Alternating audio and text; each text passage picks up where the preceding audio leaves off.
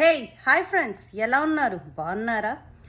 ఒక విషయం గుర్తుపెట్టుకోండి, ఎప్పుడైనా సరే అత్తకి కోడలికి ఎంత గొడవ ఉన్నా, కోడలు అత్తని తిట్టినా అత్త కోడల్ని తిట్టినా అది వాళ్ళిద్దరి సమస్య. అయితే కోడలు గుర్తుపెట్టుకో, నీ అత్తకి విలువ లేని చోట నీకు కూడా ఉండదు. ఎవరైతే నీ అత్త గురించి నెగటివ్ మాట్లాడతారో ఫస్ట్ వాళ్ళని తరిమి. ఎందుకు తెలుసా?